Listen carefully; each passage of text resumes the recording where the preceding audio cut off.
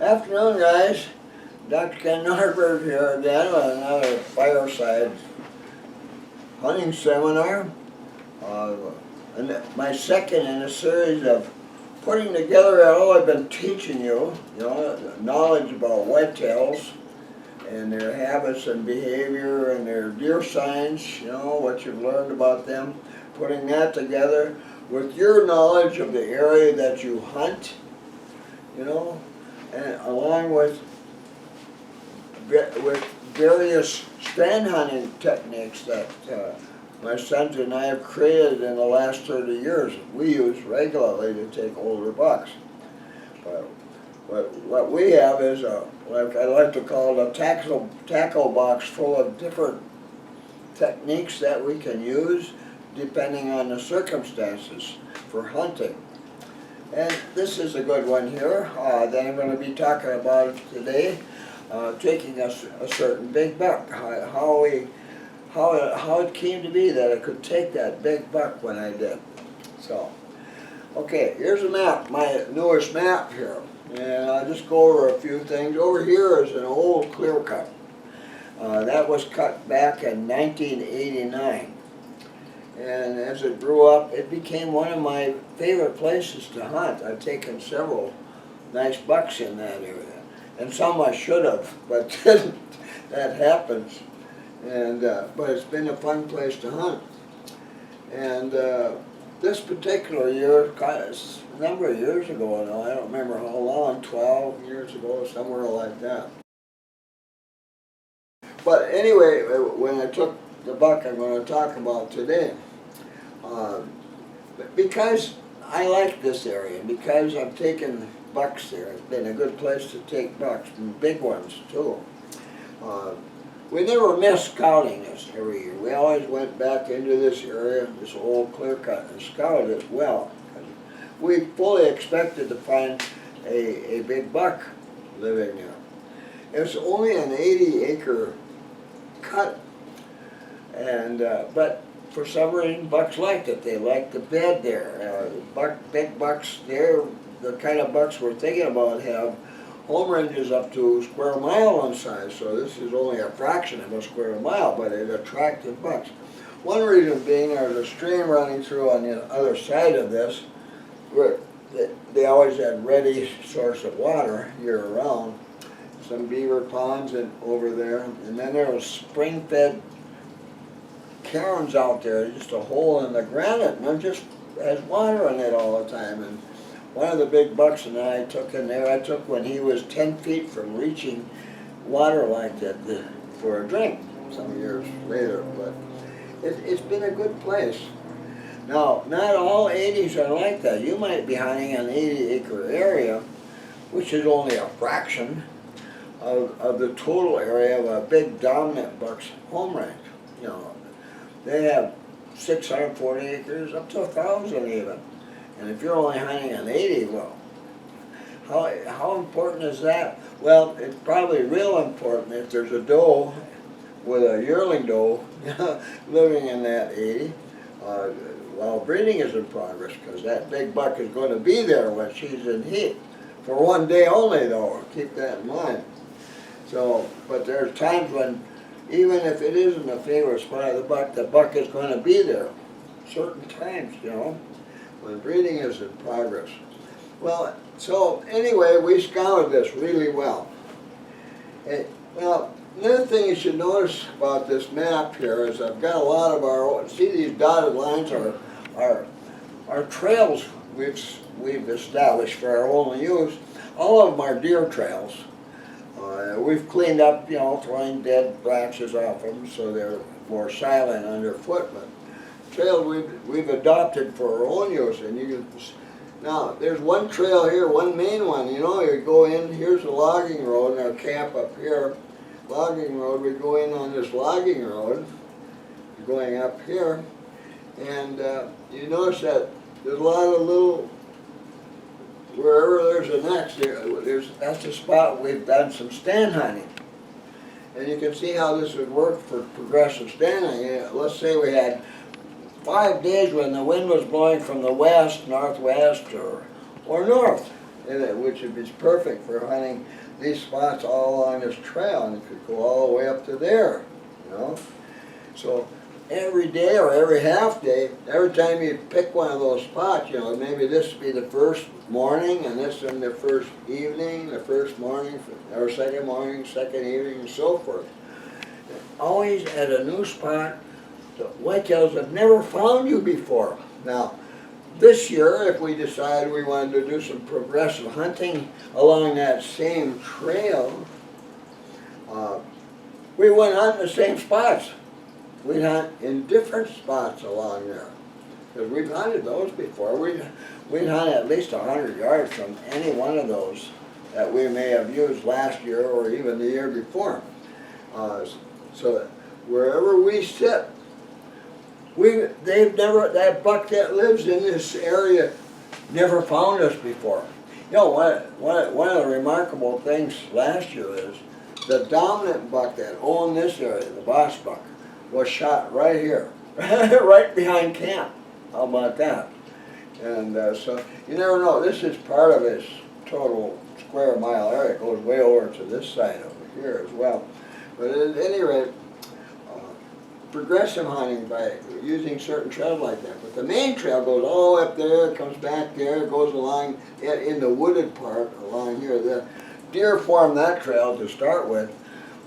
When they got a big open area like a farm field or a clear cut, if you've had one for a while, deer will establish a trail in the woods where they can move around, check the area while keeping from sight, see if there's any danger out there, smell any deer or see anything, any hunters or wolves, and so they'll establish a trail in the timber around the edge, which they did there.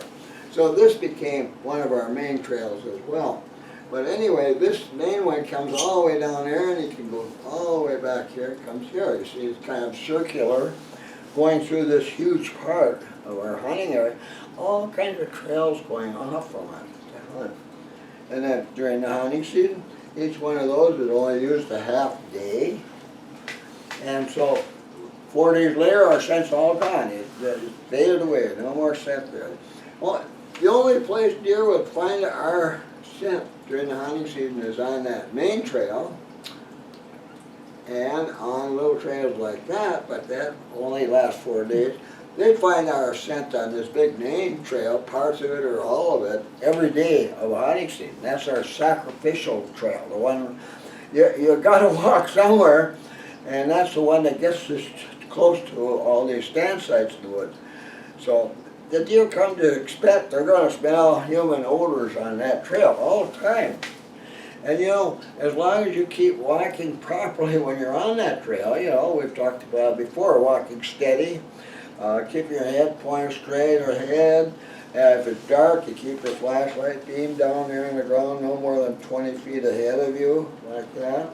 A small beam, not some great big thing blasting through the woods, you don't do that. Or shining on trees.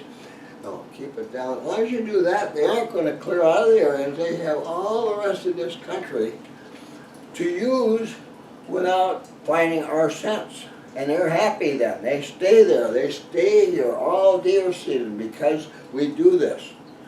They don't abandon their ranges, and this is especially important if you're going to hunt bucks because they're pretty sensitive. It doesn't take much to make them abandon their ranges. So because we do this, you know, have this sacrificial trail and then our stand site approach trails going off from those all the way around, all through this country, and using different ones. Often, some of them we'll use 2 or 3 years in a row, but not very often. We've gotten away from that. We like them to be first time used stand sites are the most productive for taking older bucks, because they don't have any reason to know you're there. And if you're careful about, you know, traveling into wind, crosswind, going there and all that kind of thing, your odds of taking a big buck at one of those new sites are always better, as long as there are fresh signs made by the big buck in the area. Or, in this case, you know, we always scout at least 2 weeks before hunting season begins, early. for opening weekend stand sites. We use opening weekend stand sites. Both, a lot of them are tree stands. And I'm on the ground all the time nowadays, but once in a while I'll still use a tree stand where I think it would be an advantage. But we find 2 stand sites per day for Saturday and Sunday, opening weekend, and maybe Monday morning. That would be 5 stand sites. And get them all set up with tree stands, or get them set up for ground level stand hunting, where we have natural cover hiding you there on the ground, like behind a fallen tree or a lot of brush, a lot of thick cover at ground level, things like that. And we'll decide this is where we're going to hunt. And this stand site I used down here to take this big buck was one of those kind of things. So we went out there scouting. You know, so here's a picture here. That stand site I picked there was in deep grass. The grass was, when I was sitting on the stool, the grass was this tall. Some of them were a little taller than that, but it was up to here. That really thick grass, deep grass. This part right here is an old logging trail. It's the only part that was fully visible. You could see, boy, this is a trail all right, and it was covered with deep grass, and then a whole bunch of evergreens smothered it up north of there and a whole bunch south of there. But in this area it was open, this deep grass. And over there, near where I wanted to sit, right there in this deep grass, was a small spruce tree, thick spruce tree. And it was only about 6 foot tall, maybe a little bit more, 7. But sitting down on my stool, I'm well hidden by the thing, you know, that I expected to see the buck down there. I was sitting there and I expected to see the buck here. So behind the tree, and I kind of whittled with a tuner an opening through the tree, put my gun through there. I could even rest the stock on a branch there next to the trunk of that tree. So it was kind of like in a loose natural tank there in the woods, my gun sticking through the tree. But the tree completely hid my silhouette, and my silhouette from the sides was covered by grass. I mean, mostly all you would see from any other direction is maybe the tops of my shoulders and my head. And I wear a camel head net, so and a camel blaze orange cap on top, and that kind of blends in pretty well with all the stuff there in the background. So I use a stand site like that quite often. I've taken several big bucks. I'll show you another one of these somewhere, sitting behind a little pine tree like that, watching a trail that I expected to see the buck cross, and it did, just like this one did. Well, I sat behind a little tree like that. And there's another one over here. I shot it. It was a smaller buck that one year. We expected a bad year that year, and I said, oh, I'm going to take this yearling. I don't do that often, but I did that year. And a good shot. A neck shot, put him right in his tracks. So good, the best kind of shot when you're hunting deer. So anyway, that's the kind of stand I had. Yet people wonder, what did your stand look like? Well, if you were in the woods over here, this is what you'd see. Maybe the tops of my shoulders and my head and cap, and that's it. And if you're out here, if your deer out here in front where I expected to see one, you wouldn't see anything. You'd have to be pretty careless to make yourself known to that buck with that kind of thing between you and where the deer is. So that kind of a stand site is excellent if your assumptions were proper when you decide on the stand site. And the only preparation that took was to go behind that tree and stomp all the grass down where I'm planning to sit. You know, where the stool will go and my feet go underneath the edges of the tree there. The tree right here in my lap. And that's all I had to do to prepare. It gets all flattened out there so it wouldn't be crackling, that kind of thing when I go in there and sit down. So that was only preparation. And you know, as soon as I did that, I said to John, let's get out of here now. We pick stand sites, prepare them. Some are prepared with more, have to do more than that. But we do our preparations quickly and get the heck out of here. Don't put any more trail scent in that area than you have to, because big bucks are sensitive to spots in the woods that are loaded with human trail scents. They find that they know, they sense this is dangerous here. There's all this human trail scent, the trail scent all over here. Guys at the tree stands and cutting branches down, walking all over, maybe making a brush pile blind, that kind of thing, getting trail scent all over the place. Oh, they were on this trail walking up, so I look at all this, and I'm going to go and heat lure scent along that trail there just to help make sure the buck shows up there and all that kind of thing. And the more of that you do, the worse it is. And a big buck comes along and says, oh, what's going on here? I used to like this area, but boy, there's trail scent, human trail scent all over the place here. I don't like this. This is dangerous. And he may never come back there again. How about that? You know that? He may never come back there again. And, he might be at that point a 4.5 to 6.5-year-old. This 6.5-year-old is his last year. He isn't going to survive his 7th winter, so that probably won't make much difference. But if he's a 4.5, a couple of years, where'd that buck go? I saw this. There was this big buck down there. I'm going to hunt him this year. You say that. Well, I can't wait to go back there next year. What a waste of time. Well, anyway, back to business here. We scouted. Now, when we got down there, we found a trail, but there was a whole bunch of young spruce trees. They were 6 to 8 feet tall. Big patch of them over here. And there was a trail going through there. And it wasn't a real wide deer trail. It was fairly narrow, actually. And but it was deeply imprinted with deer hoof prints. And these were big hoof prints. They were 4-inch hoof prints. And when you see 4-inch hoof prints right away, you think big buck and big dominant breeding buck. The boss buck of this country. He likes this trail for some reason. You don't find many like that. You'll find these tracks on doe trails, where they've been making and maintaining ground scrapes before breeding begins. And when the buck is with a doe in heat, you'll find them on doe trails, that kind of thing.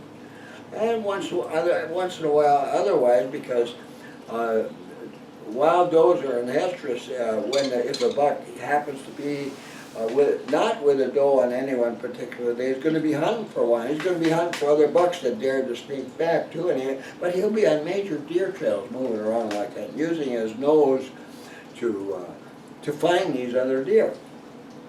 The airborne scent. Anyway,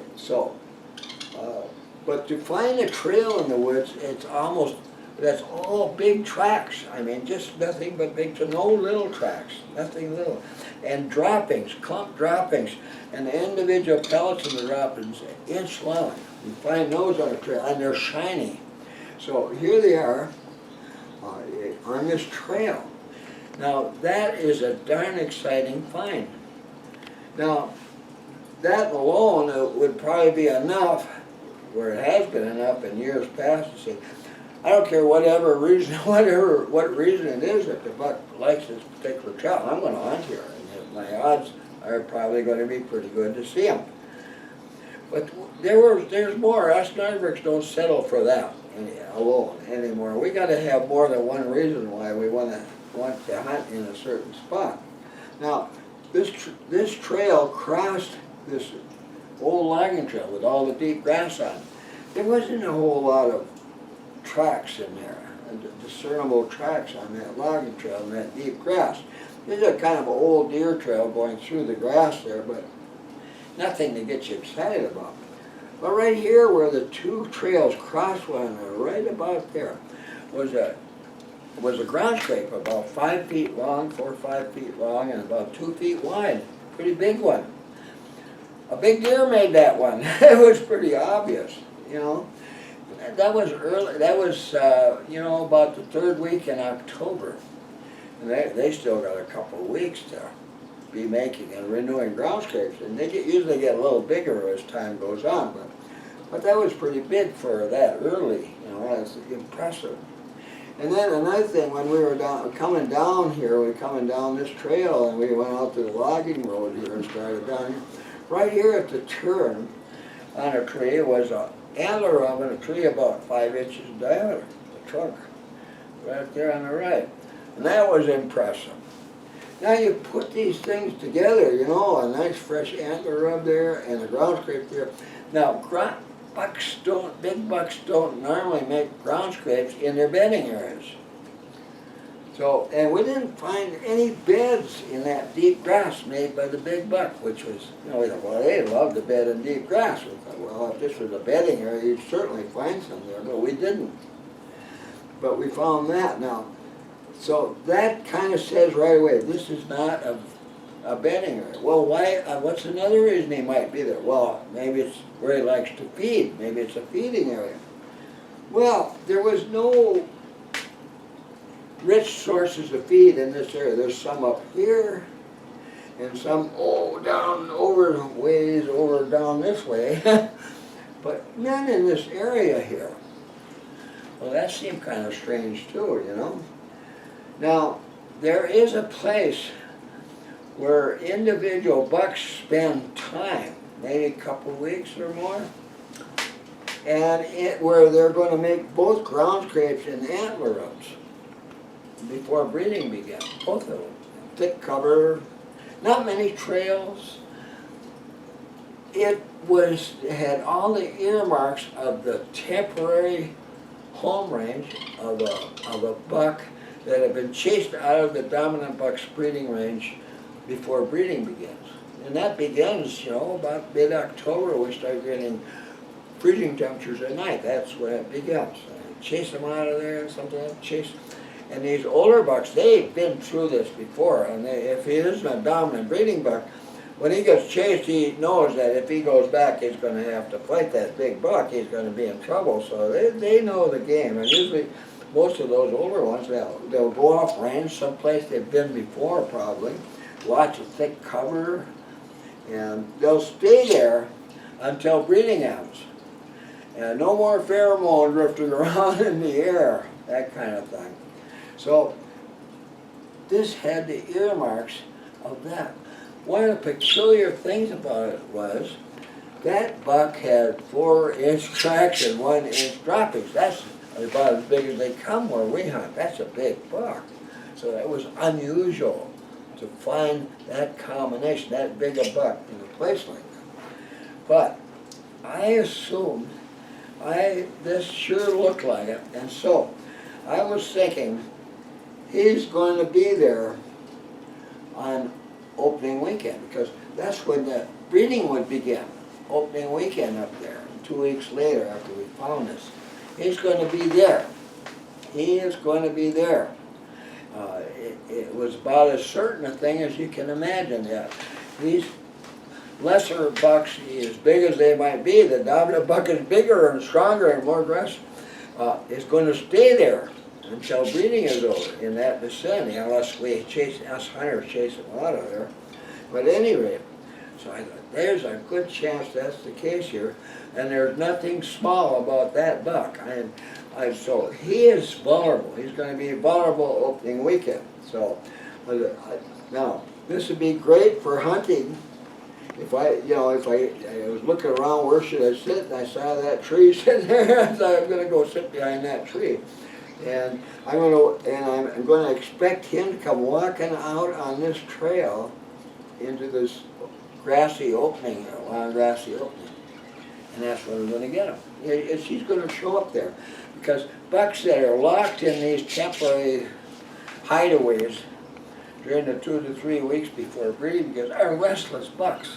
The testosterone, if they want to breed, and they'll make antler rubs and ground scrapes while they're there, and they'll regularly renew them even, because that's part of their genetics. So anyway, so that's what I figured.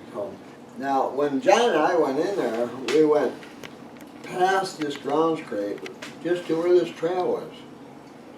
And we saw this trail. I remember I walked in there a little ways and found all those tracks and droppings, and holy, I was really impressed. Went across here. This was all mature mixed timber, really thick over here, and this really thick over there. But anyway, that's all we went. We saw this, and then we went back here, and I stomped down the grass behind that tree and said, let's get out of here. And we say that, you know, we find a spot we want to hunt, get that stand site, whatever preparation needs to be done quick, and then get out of there, because we don't want that stinking with human trail scent. No way. Because no big buck is going to stand for it.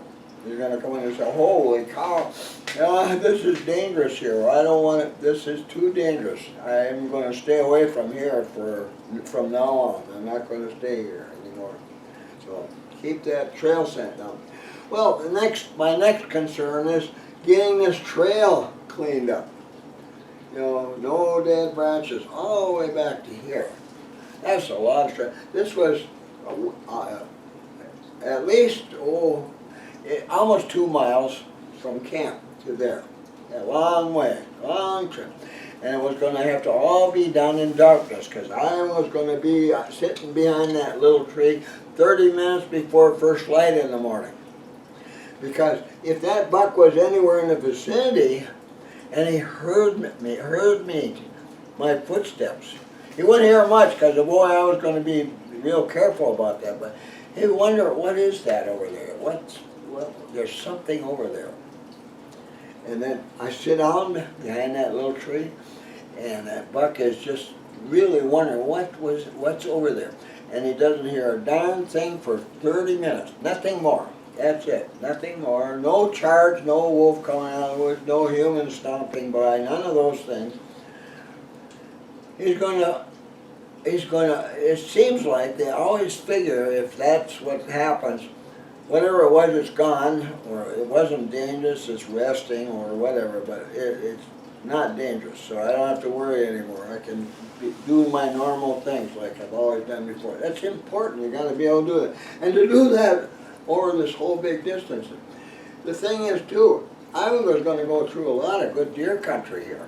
Good deer all over the place. I didn't want to go this way, it would have been a little shorter, because that was put me close to a lot of good tree stands in the middle here that we might use later in the season if we didn't get this big buck, or maybe to get a lesser antlered buck later in the season. So anyway, this had to be cleaned up, and I'll tell you, to clean up that distance of trail in our woods is quite a project. John and I worked at it. It took us all day to get back here on that day of scouting, to get back to camp here. Then after this old logging trail, we didn't have to do anything on that, but that part there took a whole day to get that trail cleared off so it would be silent underfoot. We don't just worry about that deer, we worry about deer the whole way. And we want to be able to come back there. We want any deer that are in here and maybe feeding in here. And know something else here.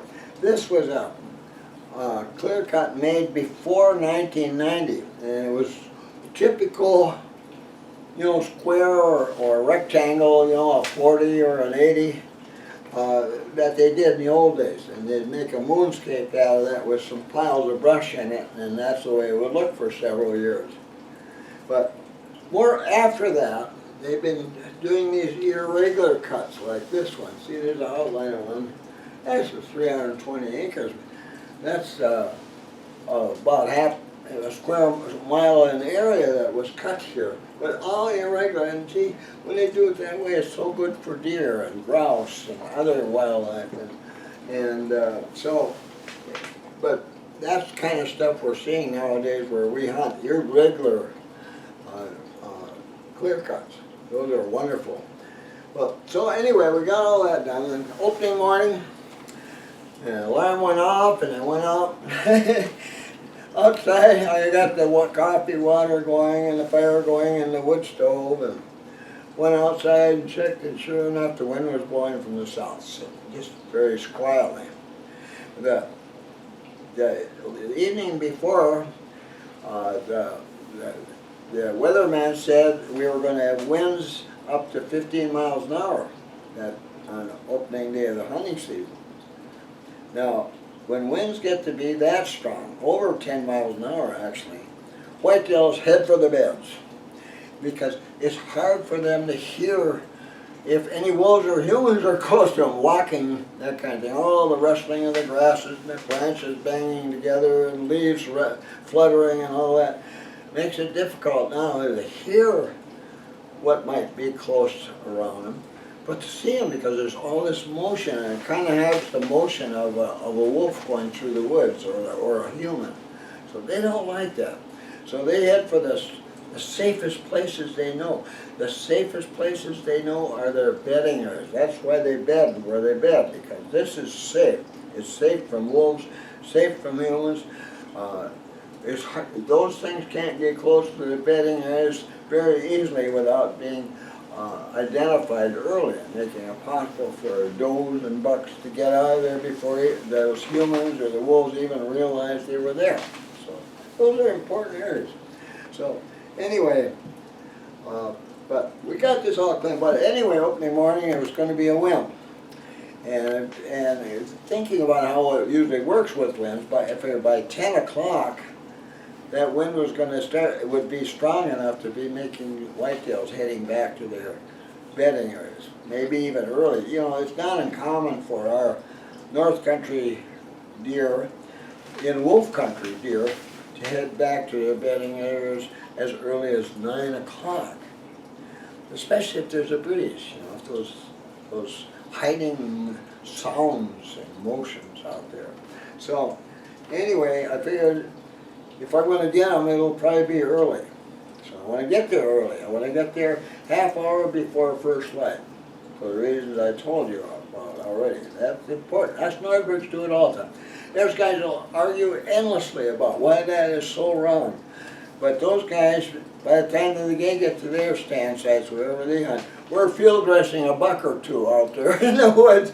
So what we do really works well, and we wouldn't change that for the world. But anyway, so I had this long trip, so I had to get going by 5. 5:30 would be too late. If I was going to be there at half hour before first light, I had to leave at 5. I had 2 tough miles of walking. Hills, big hills all along the way, and up this way, and hard walk.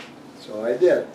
And I got out there, got close to that, and you know what was really neat? I got over here, to this part right here, and there was tracks made by the big, fresh.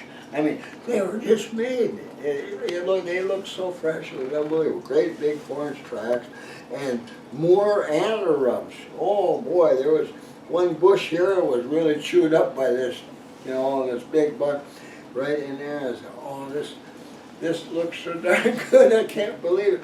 So I didn't waste time. I didn't stop. I just went right. Flashlight came off right about here, and I went out there. I knew where I was going, and I went straight down there, right to that little tree.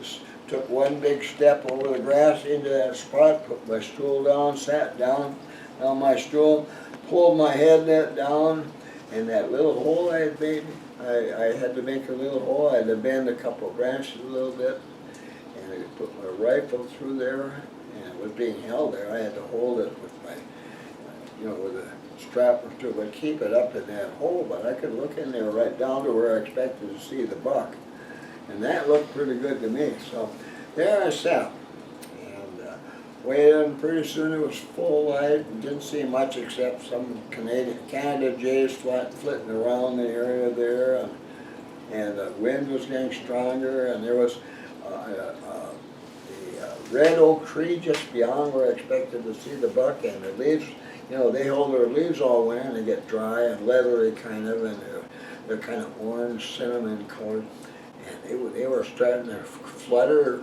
You could hear the sounds as well. Boy, if I'm going to see this deer, it's going to have to be pretty soon. And then there he was. He was standing right there on that, where the two trails crossed, standing there.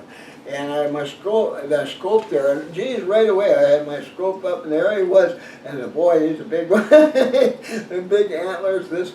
I was thinking, that's the second biggest buck I've ever had a chance to take in the woods. I've seen bigger ones, but boy, this was a dandy. And so I went for my next shot, and eased back in the tree, and pow, and down he went.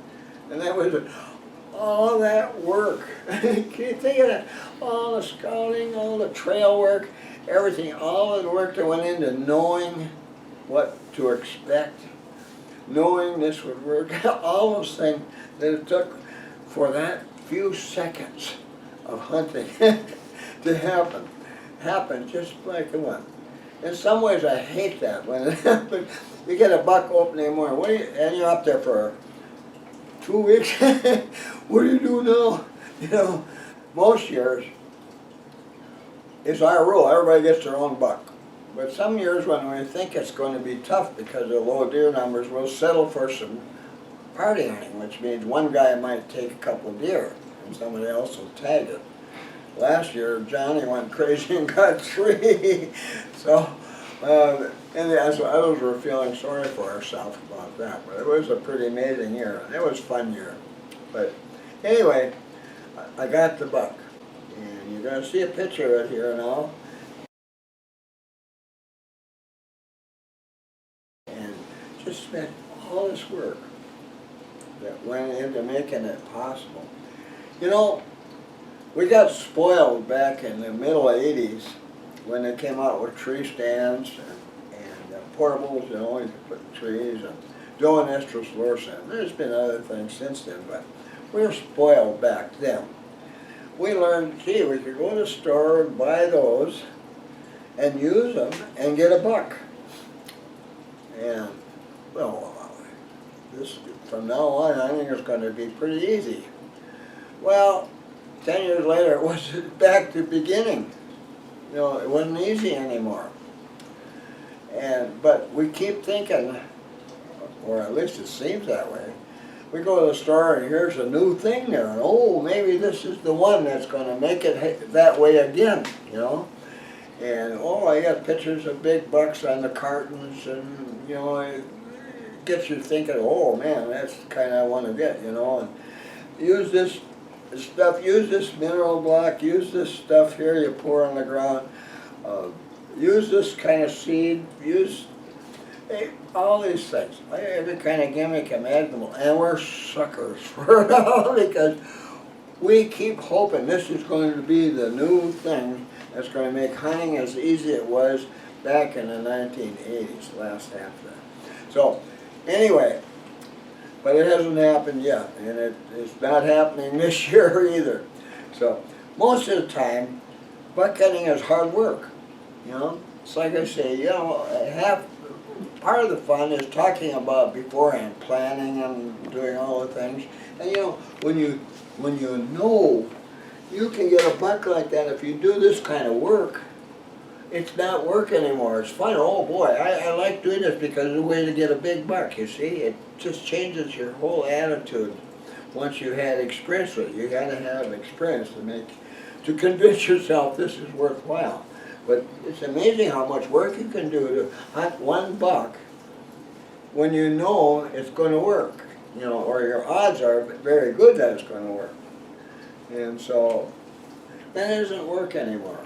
It just kind of it makes you a better hunter, more cautious, more thorough, all those things. And we've learned so many things, so many precautions that we have to use. Now, anyway, like I was saying before, we look for more than one thing to tell us this is going to be a great place to hunt a big buck. In this case, we had this trail with these big tracks and droppings. And then these other signs that made it indicate that this was probably a lesser adult buck that had been run off by the dominant breeding buck, the boss buck of this whole area, way over here and up here. So, and that being the case, he's going to be there when breeding begins, when we begin our hunting. He'll be there. And he was. So that was a good assumption for this particular buck. the last one I talked about, things were different, and they are always different. And the way you hunt them, each buck you hunt, something will be different. You got to be able to adjust for that. Take whatever precautions are needed, but some things are the same. Like, don't smear that area up with fresh human trail scent. You may never see the buck, no matter how good it was, once he comes in there and finds it just all loaded with human trail scent. Don't put a trail cam there and then go back there every week to look to see if you got any pictures of the buck. Because you're ruining it. You just keep adding fresh trail scent every time you do that. You know, you might do it once, maybe you'll do it back here or something. But if you keep going back to the same spot, check your camera and change cards, bring the other one home and so you can check it on your computer, that kind of thing. You might as well be pounding on a drumming or like throwing rocks where you're planning to fish, because you're just making it that much more likely that buck is going to decide, I got to stay away from that place for all kinds of reasons. So you don't want that to happen when you hunt big bucks. But then too, like I said before, it's always different. So you got to be adaptable in good ways. See, you know. So, well then, there you go. That's how I got this buck. And wait till you see it. You're going to see. A lot of guys say, holy cow, they're as big as elk were you. I've heard guys say that. It was a big one, big 12-pointer. It really was a nice buck. And I shook my head. I thought, holy man, to think there's a bigger one out here. We never saw the bigger one. Never saw it. And that was years ago, so it died. Nobody got it as far as I know. It would have to have been an outstanding buck. And so nobody ever got it.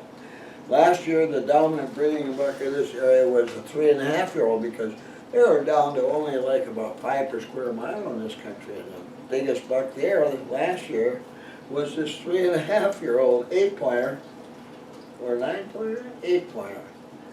And he was smelling this doe and heat right behind your camp and came up here and jogged down there. Can you imagine that? So the wind was blowing right down into this area.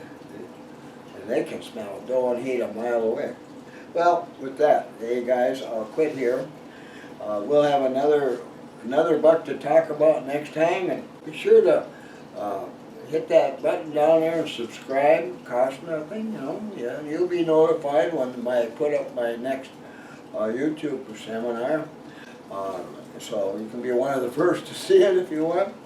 And I know you guys, you have to do it in pieces sometimes. You know, you might be at work or something. Oh boy, look at this, and you'll watch a little bit and turn it off, and then watch it in the evening, or the next day, or on the weekend or something. But it's nice to be notified. Then also hit that thumbs up button, because that's important for us people that make YouTube presentations. To have lots of those, lots of thumbs up. That's important. That helps the people who run this program decide who's who here and who can do what.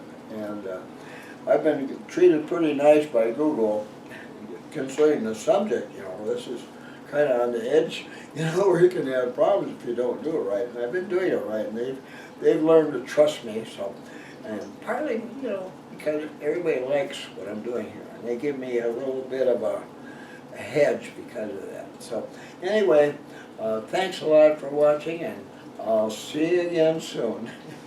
Be sure to visit my website. Here's the link. Here you'll find links to my blog posts, my Twitter account, my YouTube account, my Amazon store with links to my ebooks, my son's eBay store, a money saver if you're ordering from Canada or other countries, my website bookstore, and much more.